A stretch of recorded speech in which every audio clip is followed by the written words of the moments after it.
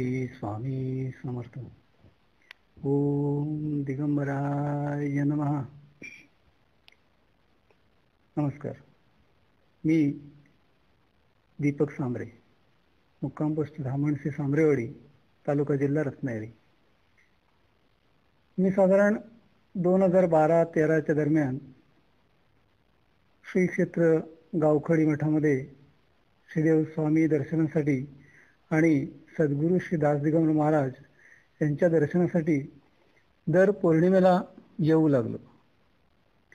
श्री स्वामींच्या कृपेने आणि सद्गुरूंच्या आशीर्वादाने गावखडी ते श्री क्षेत्र अक्कलकोट अशी माझी पहिली पदयात्रा स्वामी कृपेने आणि सद्गुरूंच्या आशीर्वादाने पार पडली. आमच्याकडे श्री स्वामींच्या पादुका पालखीचे आगमन झाले. अशा प्रकारे श्रीदेव स्वामींची आणि सद्गुरूंचा पूर्ण आशीर्वाद आमच्या कुटुंबावर झाला होता. दरम्यानच्या काळात एके दिवशी आमच्या वाडीतील एक तरुण संदीप कुळी आपल्या आईवडिलांच्या सह आणि पत्नीसह संध्याकाळी आमच्या घरी आला. त्याचं म्हणणं असं होतं की संदीपचं लग्न होऊन एक साधारण 3-4-5 वर्ष झाली होती, परंतु त्याला मूलबाल होत नव्हतं. मूल होत नव्हतं. खूप डॉक्टर झाले, त्यांच्या म्हणण्यानुसार काही बाहेर बघतात त्याप्रमाणे बघत झाले, पण कुठेच आशेचा किरण दिसत नव्हता. एकंदरीत ते संपूर्ण कुटुंब निराश होतं आणि संदीपला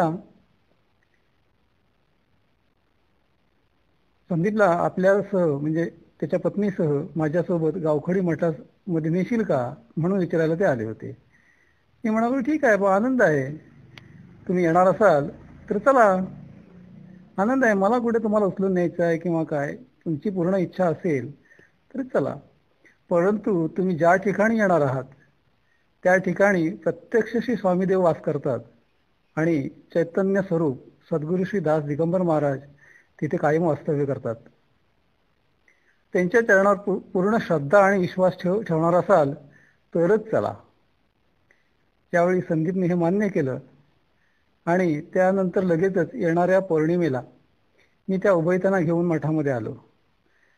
श्रीदेव स्वामींचं दर्शन झालं, त्याचप्रमाणे सद्गुरूंचं दर्शन झालं आणि संदीपने आपली व्यथा सद्गुरूंना सांगितली. सद्गुरूंनी त्याला 7 पौर्णिमा न चुकता करण्यास सांगितल्या. त्याने त्या केल्या. त्याचप्रमाणे एक पदयात्रा सुद्धा केली. वर्षभरातच त्याच्या भक्तीचं फळ सद्गुरू श्री दास दिगंबर महाराजांनी श्री स्वामींच्या कृपेने त्याच्या पदरात टाकलं. त्यांना कन्यारत्न प्राप्त झालं. जे डॉक्टरांना शक्य नाही, जे सायन्सला शक्य नाही, असं आपल्या सद्गुरूंनी श्री स्वामीदेवांच्या कृपेने शक्य करून दाखवलं. म्हणूनच अशक्य ही शक्य करतील स्वामी. म्हणजे बघा, जसं की सूर्य आणि किरण हे वेगवेगळं नसतात आणि नाहीतच, त्यांना वेगळं कोण करणार ना. त्याचप्रमाणे श्री स्वामीदेव आणि श्री सद्गुरू हे वेगळे नाहीत. सूर्याच्या तेजस्वी किरणांप्रमाणे सद्गुरू श्री दास दिगंबर महाराज हे स्वामीदेवांचेच अंश आहेत आणि ते आपले सद्गुरू आपल्याला लाभलेत, हे आपलं भाग्य आहे. मी असं म्हणेन की काय होतं माहिती आहे का, एक गोष्ट आपल्याला माहिती आहे सगळ्यांना, मी पूर्ण गोष्ट नाही सांगत, परंतु काय होतं, गोकुळामध्ये धो पाऊस कोसळत असतो आणि त्यापासून त्या आपल्या गोपाळांचं, गायींचं, गोधनाचं रक्षण करण्यासाठी श्रीकृष्ण भगवान आपल्या करंगळीने गोवर्धन पर्वत उचलतात आणि त्याखाली सर्वजण म्हणजे ते गोकुळवासी असतील, त्यांची गायी वासरं असतील, सगळे सवंगडी असतील, हे सगळे संरक्षिले जातात.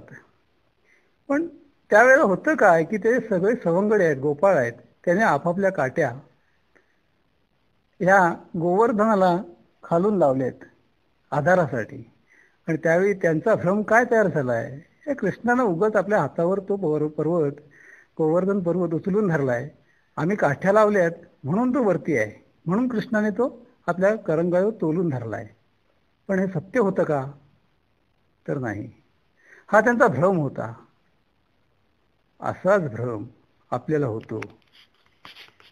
मी स्वामींचं नाव घेतो, मी स्वामींची पूजा करतो, मी पौर्णिमेला न चुकता मठात जातो, मी पदयात्रा केली म्हणून हे फळ मला मिळालं. हा भ्रम आपल्याला होतो. पण ते सत्य आहे का? तर नाही. त्रिवार सत्य नाही. जे आपल्याला मिळतं, जे आपल्याला मिळालंय त्या पाठीमागे आपल्या सद्गुरू श्री दास दिगंबर महाराजांचा आशीर्वाद असतो. म्हणूनच ते आपल्याला मिळतं आणि आपलं कुठलंही कार्य, कुठलंही अगदी निर्विघ्नपणे पार पडतं. हे आपण विसरता कामा नये. म्हणूनच अनुभव असे खूप सांगण्यासारखे आहेत. परंतु आता सगळ्यांना माझा दंडवत. श्री स्वामी समर्थ. ओम दिगंबराय नमः.